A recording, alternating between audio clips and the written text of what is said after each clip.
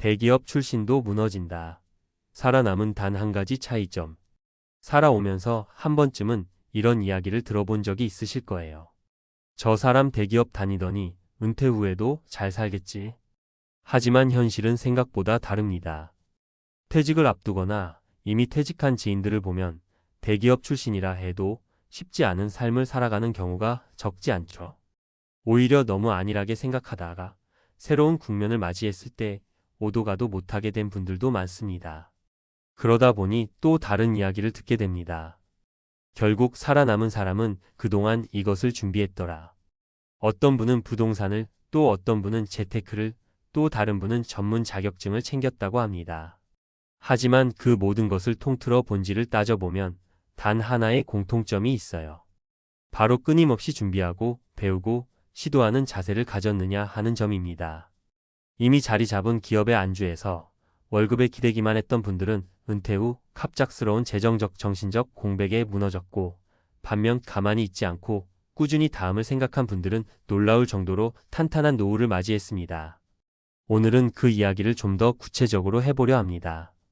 나이가 들수록 앞으로의 삶은 어떻게 살아야 할까? 라는 고민이 깊어지잖아요. 특히 회사를 떠나야 하는 상황이 닥치면 막막함이 배가 됩니다. 이 글에서는 은퇴 준비와 은퇴 후 삶의 시나리오를 현실적으로 들여다보고 실제로 경험담을 들어가며 왜 대기업 출신도 무너질 수밖에 없는지, 그리고 어떻게 하면 그 함정에서 벗어날 수 있는지를 나누어 볼까 합니다. 어렵지 않게 풀어갈 테니 편하게 읽어주세요. 1. 준비 없는 퇴직의 함정. 회사가 알아서 챙겨주겠지.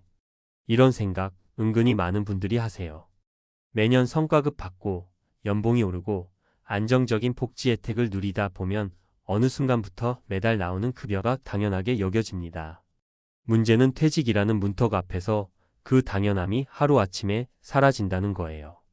회사라는 안전망이 사라진 뒤엔 그동안 내가 쌓아온 게 뭔지 정확히 확인해야 하는 순간이 오거든요. 가장 흔한 함정은 대기업에서 일할 때의 명함과 간판이 내 실력 이상으로 나를 빛내주었다는 사실을 인지하지 못하는 겁니다.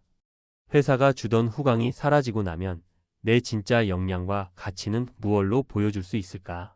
이걸 미리 생각하지 않으면 퇴직 후 바로 당황하게 됩니다. 2. 단 한 가지 차이점이란 무엇인가?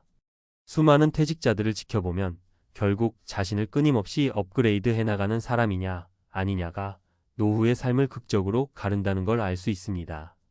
그 업그레이드라는 게 꼭 대단한 자격증이나 거액의 투자금만 이야기하는 건 아니에요.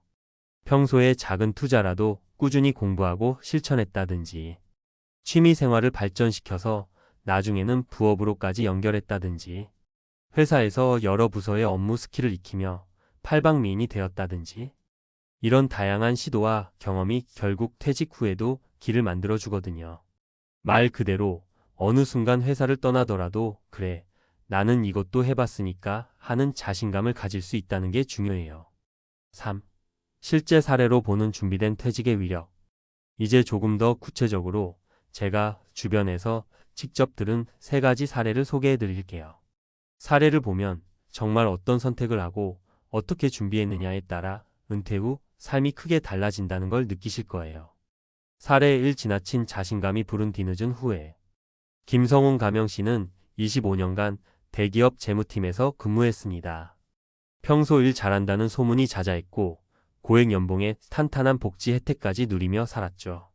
주위에서도 아유, 대기업 다니는 김 과장님은 노후 걱정 없겠네 하면서 부러워했어요. 정작 본인은 회사가 워낙 잘 돌아가고 있잖아. 나중에 명퇴해도 좀 편하게 지낼 수 있겠지 하고 마음 놓고 있었습니다. 문제는 50대 후반 회사의 구조조정 압박이 본격화되면서 시작됐어요. 김성훈 씨는 여러 차례 명퇴 위기를 겪었고 결국 한 번의 기회로 잡은 퇴직금 패키지를 받고 퇴사하게 됩니다. 막상 퇴사하고 보니 대기업 간판 덕분에 자신감이 하늘을 찔렀던 시절은 온데간데였고 스스로 할 수 있는 건 과거의 재무 업무밖에 없었습니다. 거기에 재취업을 시도해봤지만 생각보다 시장은 냉정했고 새로운 자격증이나 네트워크가 갖춰져 있지 않은 그에게 기회는 쉽게 오지 않았죠.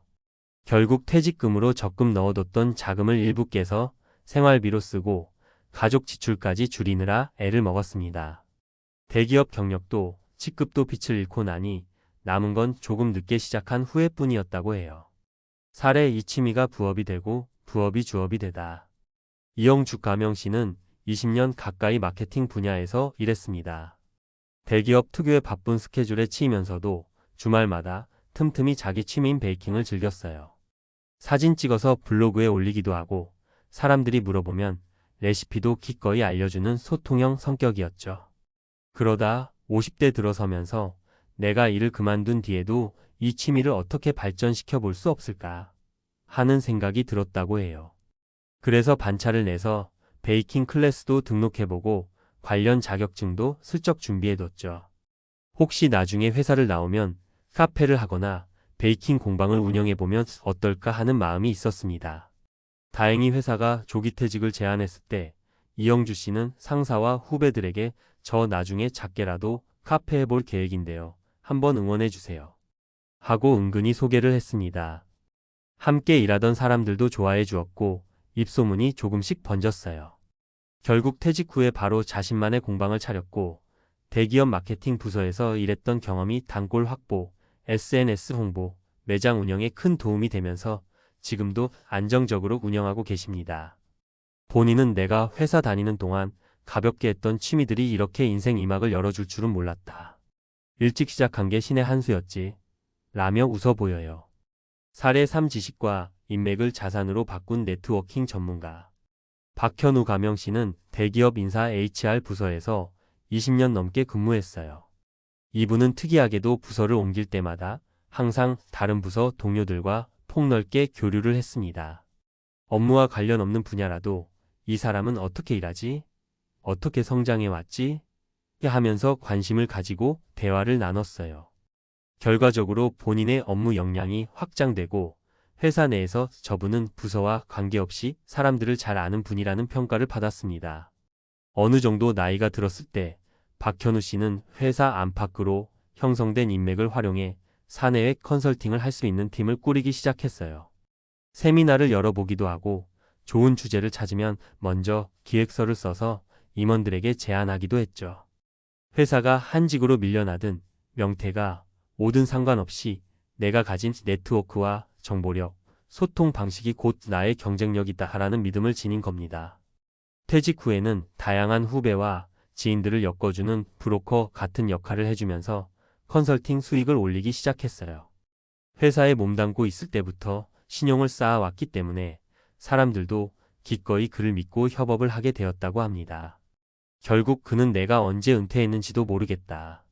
계속 좋은 사람들과 함께하니까 오히려 퇴직 후가 더 자유롭게 활동하기 좋아. 라고 말하곤 하죠. 4. 은퇴 준비를 위한 현실적인 조언. 위 사례들을 보시면 알겠지만 준비란 결코 뭐 엄청난 창업 자본을 만든다거나 대기업에서 퇴직금이 많이 나오니까 괜찮겠지 하는 막연함이 아니라는 거예요. 작은 취미라도 내가 즐기면서 오래 해온 것이 있다면 그것을 어떻게 확장할 수 있을지 고민해 보세요. 회사의 브랜드를 벗어나서도 내가 다른 사람에게 줄 수 있는 가치가 무엇인지 고민하고 미리 공부하고 네트워킹을 쌓아보는 거죠. 투자나 재테크 역시 중요한 부분이지만 그게 전부가 아닙니다. 돈이 있더라도 비전문가가 무리하게 뛰어들면 위험만 크고 지식이 있어도 실행력이 없으면 별 소용이 없어요. 결국 나를 지속적으로 업그레이드하는 과정이 있어야 의미가 큽니다. 대기업 출신이라도 무너지는 분들을 보면 그 이유는 하나예요. 어차피 잘 살겠지 하는 막연한 자기 확신이 준비를 막아버렸던 거죠. 반면 조그마한 것부터 차근차근 준비한 분들은 어떤 위기나 변화에도 비교적 유연하게 대처합니다. 5. 마무리하며. 사실 은퇴 준비라는 말은 자칫 거창하게 들릴 수 있지만 알고 보면 매일매일의 소소한 노력과 연결된 문제입니다. 회사에서 하루 10분이라도 새로운 걸 배우려고 노력한다거나 주말에 좋아하는 일을 조금 더 깊이 파본다거나 하는 작은 시도가 쌓여서 은퇴 후 자산이 되는 거죠. 대기업 출신도 무너진다는 건 더 이상 낯선 이야기가 아닙니다. 회사의 이름과 간판은 결국 내가 떠나는 순간 소멸되는 경우가 대부분이에요. 그래서 결국 남는 건 바로 내가 직접 만들어 온 것들이거든요. 이때 그 만들어 온 것들이 인맥이든 지식이든 취미든 투자든 스스로 일궈낸 무언가라는 점이 중요합니다. 지금 이 순간에도 아직 5년 남았는데 준비를 지금부터 해야 하나? 라며 망설이는 분이 계시다면 꼭 말씀드리고 싶어요. 늦어도 정말 늦은 건 없습니다. 하루라도 일찍 시작하면 그만큼 퇴직 후의 삶이 덜 막막해질 거예요. 작은 것도 좋으니 지금 당장 해볼 수 있는 일이 무엇인지 고민해보고 작게라도 실행에 옮겨보세요. 그것이 당신을 비롯해 많은 분들의 단 한 가지 차이점이 될 수 있습니다. 퇴직 후에도 새로운 길은 항상 열려 있습니다. 하지만 미리 준비한 사람과 준비 없이 맞닥뜨린 사람 사이의 격차는 은퇴 이후 확연히 드러나죠. 오늘부터라도 내 인생 후반전을 탄탄하게 만들 한 가지를 찾아보시는 건 어떨까요? 누구나 할 수 있고 누구나 도전할 수 있습니다. 그 작은 시작이 은퇴 후 삶을 결정지을 큰 차이를 만들어낼 거예요.